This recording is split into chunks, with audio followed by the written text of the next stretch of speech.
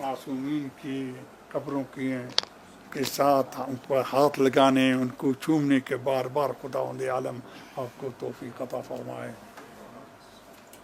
और आप सब पे वादे है, मुझे मेरे दिल में वही पाकिस्तान है जो आज से 55-56 साल पहले था।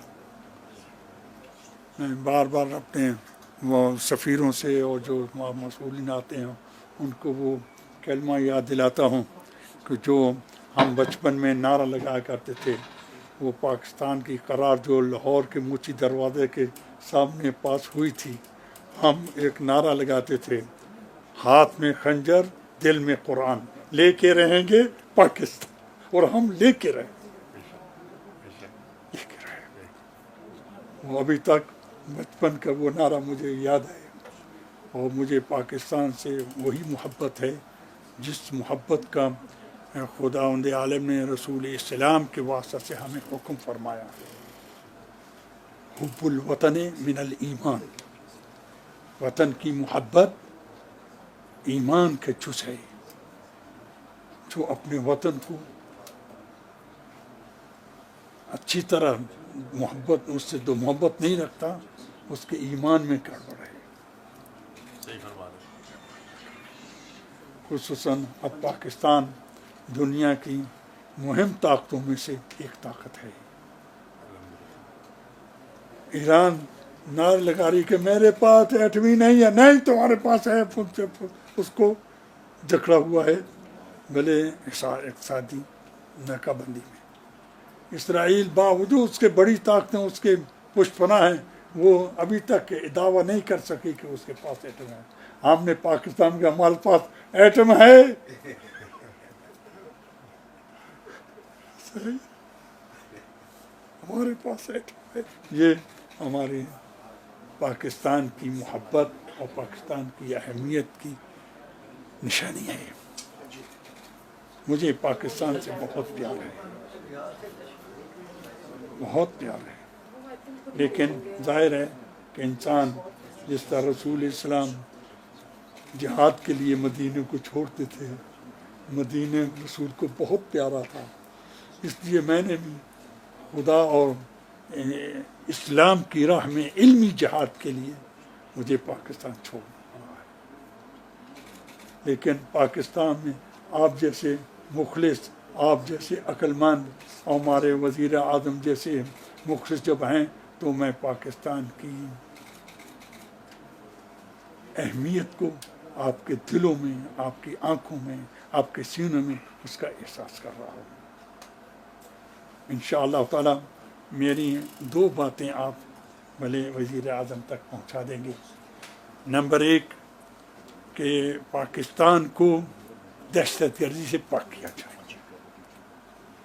खूब पाक हो गया है, लेकिन अभी तक कहीं ना कहीं गड़बड़ हो जाती है। चंद माह पहले कोयटा में वो गलत हरकत हुई थी, मैं और मेरा एक बयान भी शायद आपको पता होगा, वहाँ पढ़ा गया था।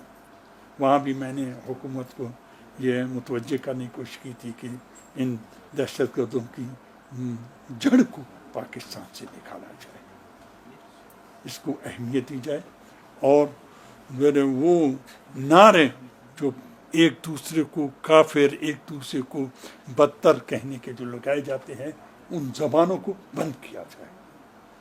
पाकिस्तान भले बर्र सगीर का एक मुहिम मुल्क है, इसमें मुख्तलिफ अक़ीदे रखने वाले मौजूद हैं।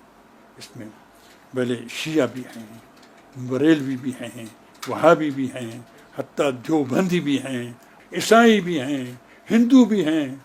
इसका मतलब ये नहीं है कि हम एक दूसरे को पीछे लपट जाए। पाकिस्तान सबका मुल्क है और सब पाकिस्तान की जुज़ हैं। तो इंशाअल्लाह ताला ये मेरे पहली बात आपको वज़ीर आज़म तक ज़रूर पहुँचाइए। और दूसरी बात जो मैं चाहता हूँ कि वज़ीर आज़म तक पहुँचे, वो ये कि पाकिस्तान की पब्लिक की अहमियत को सामने रखा जाए। बेरोज़गारी को ख़त्म किया जाए, महंगाई को ख़त्म किया जाए, اور پاکستان کچھ میدان میں آگے آ چکا ہے، اس میں نئی نئی اکتشافات میں اس کو اور آگے نہ چاہیے آپ، کیونکہ یہ اسی دوسرے مطلب کا یہ آپ سے متعلق ہے. چاہتا ہوں کہ پاکستان دنیا کی ممالک سے خوب اسرائیل کو طرف رکھے، اسرائیل کو علیحدہ رکھے، بقیہ پاکستان کو بقیہ ملکوں کا سربراہ ہونا چاہیے. یہ آپ کا کام ہے. پاکستان کا تاج اس لحاظ سے آپ کس طرح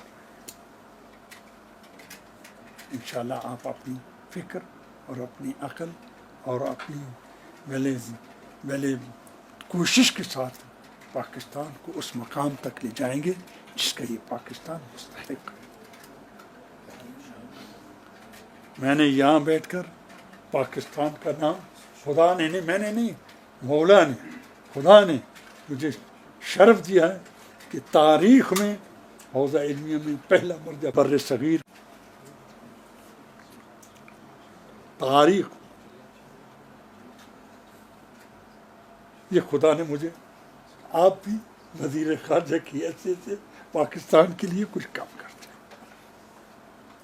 مجھے پاکستان بہت پیارا ہے، بہت پیارا ہے، بہت پیارا ہے. اس لیے آپ سے یہ گزارش کر رہا ہوں، انشاءاللہ آپ اس گزارش کو زیر نظر رکھیں. بسم اللہ الرحمن الرحیم. بسم اللہ الرحمن الرحیم. سب سے پہلے تو حضرت میں آپ کا بے حد مشکور ہوں کہ آپ نے اپنی مصروفیات میں سے وقت نکالا اور مجھے اجازت دی کہ میں آپ کے ہاں حاضری دے سکوں. اس کے بعد مجھے یہ کہنے کی اجازت دیجیے کہ آپ کی پاکستان سے جو محبت کا آپ نے اظہار کیا ہے اس کو سامنے رکھتے ہوئے مجھے یہ کہنے کی اجازت دیجیے کہ ہمیں آپ پر فخر ہے. آپ نے اپنی علم اور اپنی ریاضت سے اور اپنی محنت سے جو علمی مقام حاصل کیا ہے، مجھے کچھ اس کا علم تو تھا غائبانہ طور پر، آپ سے ملاقات نہیں تھی، غائبانہ تعارف تھا مجھے آپ کی شخصیت کا اور آپ کی دینی خدمات کا علم تھا. لیکن میں پہلی مرتبہ عراق آیا ہوں اور مجھے کل موقع میسر آیا عراق کے صدر سے ملنے کا اور عراق کے وزیر اعظم سے ملنے کا. دونوں نے جب ان کے علم میں آیا کہ میں آپ کے ہاں حاضر ہو رہا ہوں تو دونوں نے کیا کہا کہ ہمارا سلام پیش کیجیے گا آپ کو. اس سے مجھے اندازہ ہوا کہ یہ جو یہاں کی قیادت ہے وہ آپ کی فہم و فراست کی کتنی قائل ہے اور آپ کی اہمیت کیا ہے میرے دل میں تھی، وہ دوبالا ہو گئی. ایک تو بحثیت یہ خدا کی رحمت ہے، بے شک بے شک خدا کی بے شک خدا کی رحمت ہے.